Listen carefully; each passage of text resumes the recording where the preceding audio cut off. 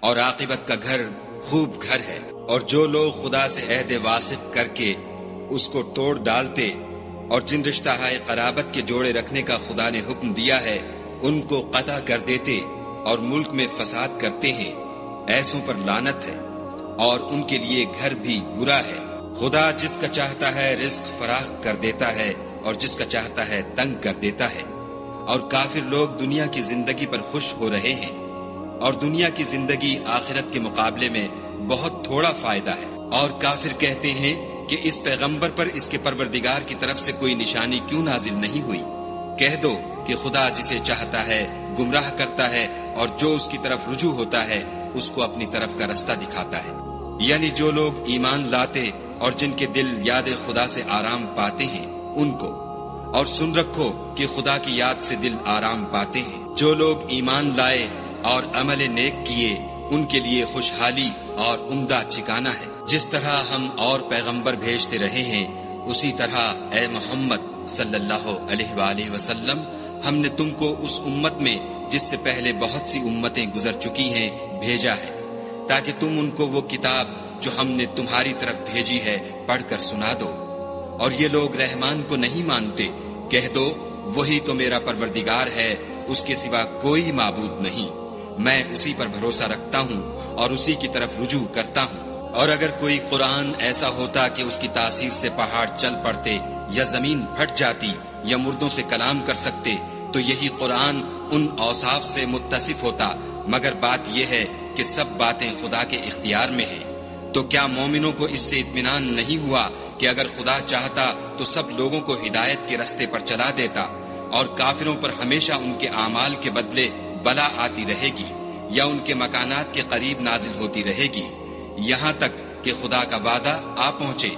بے شک خدا وعدہ خلاف نہیں کرتا۔ اور تم سے پہلے بھی رسولوں کے ساتھ تمسخر ہوتے رہے ہیں، تو ہم نے کافروں کو مہلت دی پھر پکڑ لیا، سو دیکھ لو کہ ہمارا عذاب کیسا تھا۔ تو کیا جو خدا ہر متنفس کے اعمال کا نگراں و نگہبان ہے وہ بتوں کی طرح بے علم و بے خبر ہو سکتا ہے؟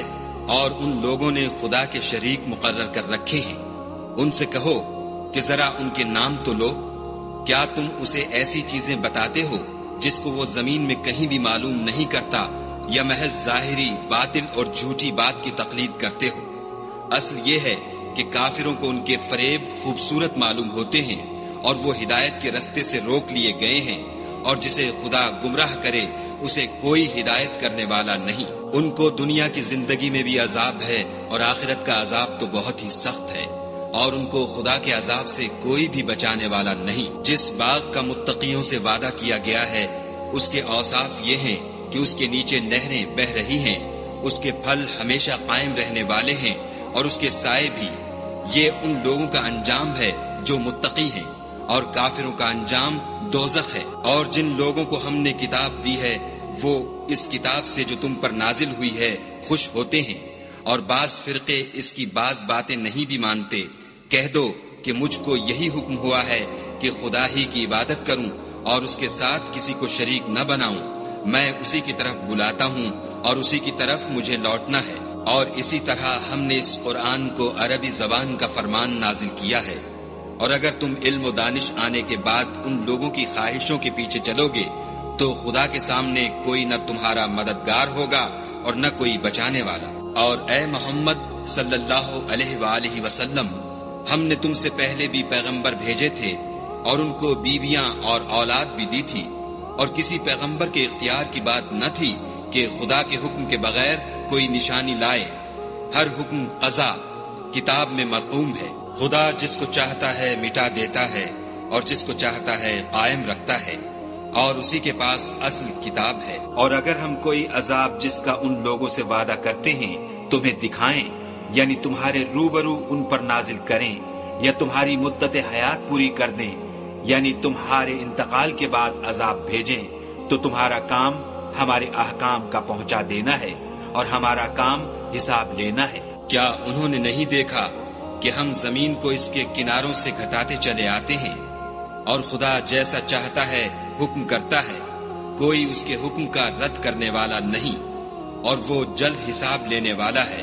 جو لوگ ان سے پہلے تھے وہ بھی بتہری چالیں چلتے رہے ہیں، سو چال تو سب اللہ ہی کی ہے، ہر متنفس جو کچھ کر رہا ہے وہ اسے جانتا ہے، اور کافر جلد معلوم کریں گے کہ عاقبت کا گھر یعنی انجام محمود کس کے لیے ہے۔ اور کافر لوگ کہتے ہیں کہ تم خدا کے رسول نہیں ہو، کہہ دو کہ میرے اور تمہارے درمیان خدا اور وہ شخص جس کے پاس کتاب آسمانی کا علم ہے گواہ کافی ہے۔